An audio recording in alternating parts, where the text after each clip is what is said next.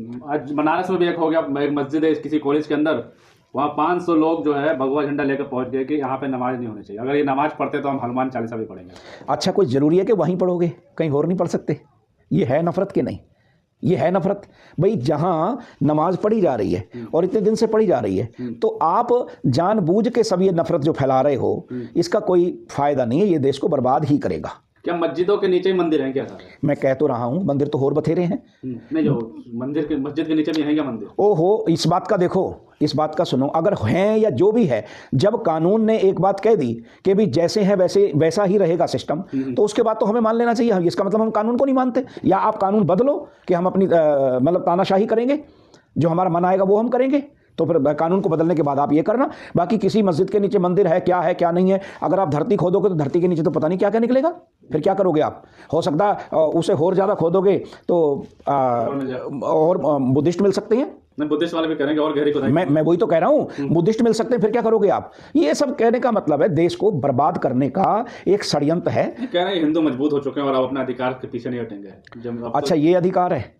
अगर हमारे मंदिरों के साथ अत्याचार हो उसका बदला लेंगे और मंदिर लेंगे, मतलब आप इस तरह मतलब बदला लोगे और इस तरह आप अपने आप को मजबूत समझते हो, तो मैं समझता हूँ मजबूत तो वो होता है, मजबूत तब होगा देश जब क्या देश की जीडीपी बढ़ेगी, मजबूत तब होगा जब नौकरी मिलेगी, मजबूत तब होगा जब बिजनेस मिलेगा, मजबूत तब होगा जब किसी बच्ची का बलात्कार ना हो, मजबूत तब होगा जब क्या हमारी अर्थव्यवस्था बढ़ेगी, तब तो हम मजबूत समझते हैं। अगर आप ये समझते हो कि इस तरीके से मजबूत होगा, तो इस तरीके से सिर्फ नफरत है और सिर्फ आपस में लड़ाइयाँ होंगी, नफरत फैलेगी और कुछ नहीं होगा, ये मजबूती नहीं हो सकती। आपको बता दें, जामा मस्जिद दिल्ली, जामा मस्जिद संभल में तो पता ही क्या हुआ, जामा मस्जिद जो है बदायूं और अजमेर शरीफ, इनमें जिसमें से अजमेर शरीफ का सर्वे के आदेश दे दिया कोर्ट ने जी। तो अब क्या लग रहा है, क्या माहौल है कि सर्वे होने चाहिए, नहीं होना चाहिए, या जरूरी है?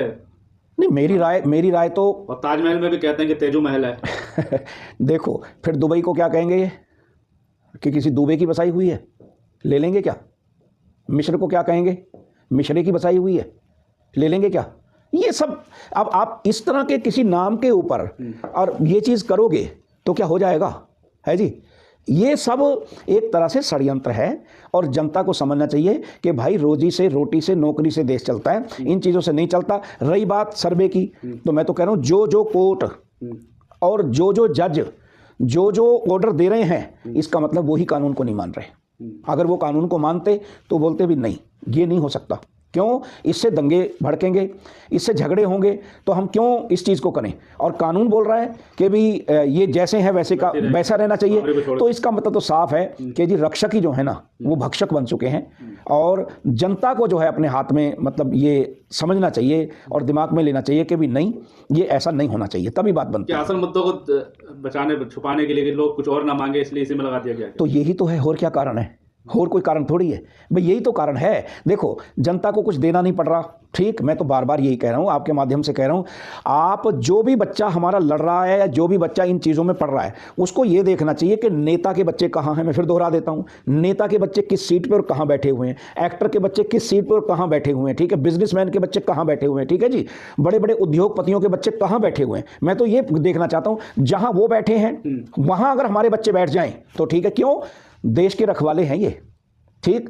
देश ने वोट देके इनको लीडर बनाया, और इसलिए बनाया कि आप हमारी अच्छी व्यवस्था करोगे, और आप अच्छी व्यवस्था हमें दे नहीं पा रहे, तो आप या तो कुर्सी पर से खुद ही हट जाओ, नहीं तो फिर जनता को हटा देना चाहिए। भाई जनता को आगे आके और इनको कुर्सी से हटा देना चाहिए, इनको हक भी नहीं है कुर्सी पे बैठने का। इन्होंने ऐसा हाल देश का कर दिया। मैं नहीं चाहता कि भी देश में ये दंगे हों या देश में ये चीज़ें हों।